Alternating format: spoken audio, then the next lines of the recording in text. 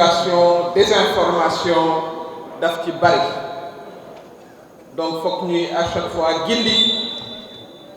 suñu concitoyens yi dégg nañu sànq ay déclarations de Ousmane Sonko notamment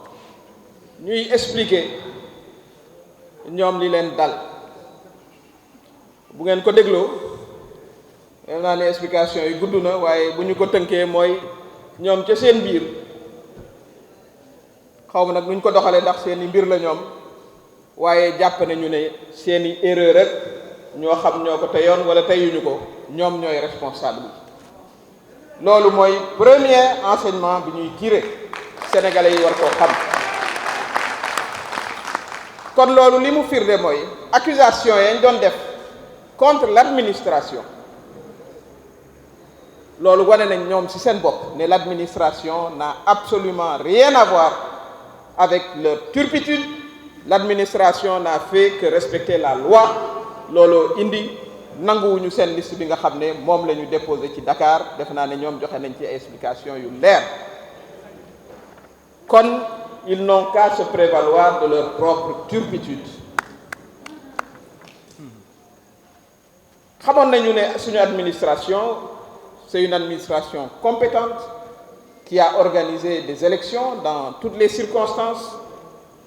ndax ñoom ba ñuy gagné fii bu yàggut c'était la même administration elle n'a pas changé elle a appliqué la loi kon il faut que sénégalais yi aussi ñu leen di wax la réalité des choses direction générale des élections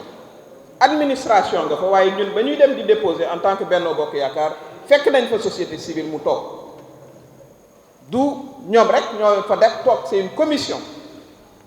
où la société civile est assise def naa ne loolu it lu sénégalais yi war a xam la kon leer na bu baax ci bopp ñépp ne administration n'a rien à voir seen yoon newul ci ay liste ñoom ñoo togg seen togg ñoo seet nag lañ ca bëggoon a def ba mu indil leen lii mu leen indil loolu il faut que mu leer bu baax a baax a baax ci boppu ñépp moo taxoon ñu bëggoon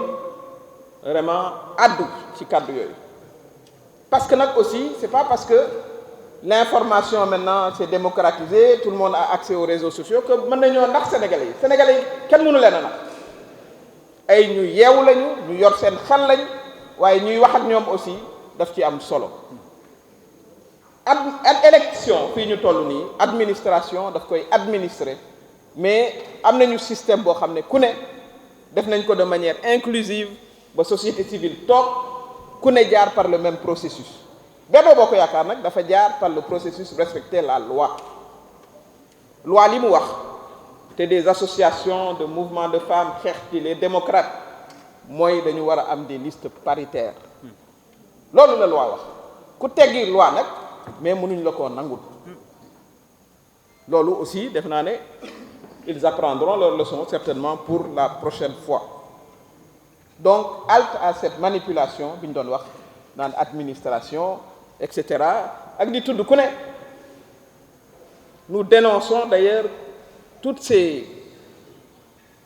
c'est difficile sax à qualifier mais c'est des injures en direction de nos institutions kenn desul dégg ngeen leen institutions yi ñun ñoo ko moom ñoo ko bokk ñu ngi fi depuis 1960 li ñu war a jox comme exemple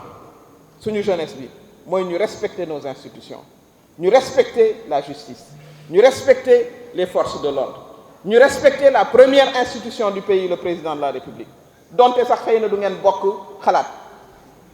ndax réew looloo indi Sénégal ba fi mu toll bu doon un pays stable dëkk boo xam ne xëy na suñu habitants yi bariwuñu ndax 17 millions rek lañu waaye foo tudd Sénégal ci àddina ñu xàmmee ko ràññee ko ndax le respect bi nga xam ne ñun Sénégalais yi jox nañ ko suñu propre institution kon ñaawlu nañu pour des raisons politiques et politiciennes ñuy yëkkati yu ñaaw di ko teg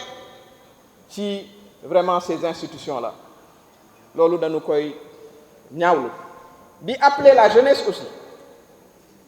ñu xam ne ñoom réew mi booy seet ñoom ñoo ci ëpp on les appelle à la responsabilité ñu bañ a topp wala dégg ces manipulations-là ndax réew mi seen réew la tey ak ëllëg donc dañu war a ànd ak ñoom tabax ko dans le respect de la démocratie dans le respect des institutions ñu bañ a nangu ñu toog ñu leen di woo ci fitna bu ñu ko nangu ndax nit nga doo dem tëju ca sa néeg defar say liste mu indil la njombe nga ne doomu jàmbur yi ñëw leen ci mbedd mi du leen ci fekk nag seen problème lay doon. Nous appelons cette jeunesse à la responsabilité bu leen nangu benn politicien di leen dugal ci njombe boo xam ne bii ëllëg ak si biir fële lay taxaw di leen seetaan. Sénégal ci ay sart la tëdd incha allahu rabbi dégg nañ nag bravade bu nekk li tubaab naan bravade mais incha allahu rabbi les élections se passeront comme elles se sont toujours passées dans de très bonnes conditions. ñun Benno Bokk Yaakaar defe naa ne amul ku ñu mën a impressionné donc wax ju bëri jéeg waa fëgg dënn beeg ca urne ya lañ koy datte le 31 juillet ca urne ya